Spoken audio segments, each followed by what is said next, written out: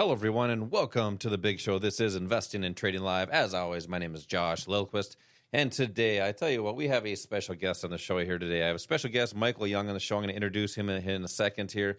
We're going to cover a couple different topics on the market, but I'm going to actually get his insight on the state of the stock market. One being crude oil. We're going to talk about that. That will actually be the futures market.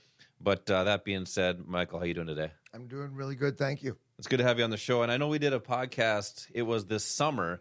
We were walking down the street here, and we were doing the podcast. And I had looked, and we didn't even have audio going. So I'm glad we have audio working this time. Perfect. And it's going to be a good show here. But I just wanted to pick your brain real quick. We got about 6 to 8 minutes here. I want to cover the state of the market. What are you seeing, or what do you have as far as for my listeners? Some hints and tricks and tips on what this market might do moving forward here. Well, in terms of, forecasting direction, obviously we've had a lot of volatility lately. We have, not only what's going on in Ukraine, we have what's going on in the Middle East. We have all of these looming things about, a government shutdown. It's creating just enormous volatility. The opportunities, I'd say, over the last 2 months, trading have been fantastic. And, I want to focus. This is a trader's market. It's not an investor's market. What do you mean by that? I just mean that buy and hold right now would make no sense. We're really at the tail end of a bull market that took 12 years. The odds are we ultimately are going to be going lower. So when we buy and sell right now, we're just doing it for a shorter term horizon. This is not long-term stuff at the moment. When you mean short term, are you talking, is it like, because people think day trading is a scary thing. What do you mean by shorter term? Well, shorter term, yesterday in class, we were actually involved in a short trade in the NASDAQ futures that lasted about 3 hours. And it was very, very profitable. There's no problem either with swing trading now. So if you want to play, 2-3 weeks ago, crude oil closed on a Friday. It was actually October 6th. At a great demand area, which for us is a buy zone. Now, had you bought there, the Hamas attack was literally the next day, and oil exploded. But it exploded. It took about a week right up to the target, which was on the chart as a supply zone. Yeah, you talking about that $88 to $90 mark? Yeah, Yep. And at that point, it turned lower again. So even though nothing is any better in the Middle East, and there's still going to be a huge problem there, oil for the last week now has been getting clobbered. So sometimes there's a disconnect between what the news would get you to think and the actual opportunities. We focus on the chart. Yeah, I believe the oil, just for our viewers on the YouTube stream right now, on the Friday the 20th. Yeah, so this past Friday, it was up to 89. Yeah, and it was actually right there is where it closed on Friday the 6th. And then the next morning was the attack.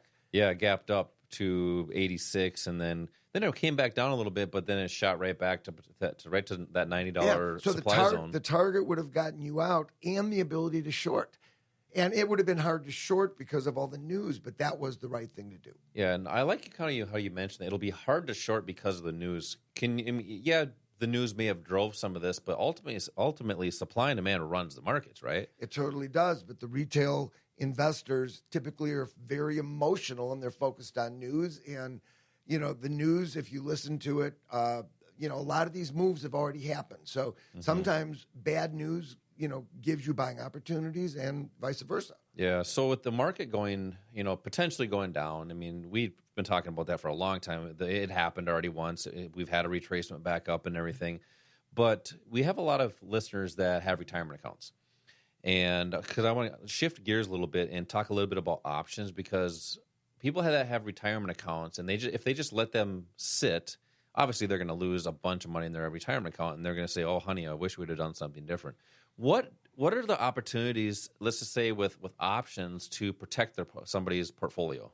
Well, options were created to be insurance vehicles. So if you know what you're doing, you can actually buy a certain kind of an option called a put, where if the market does drop, those go up in value. So there's a way to offset risk, hedge an account, but you can downright use options to actually make money in a down market as well. So there's a lot of hedging strategies.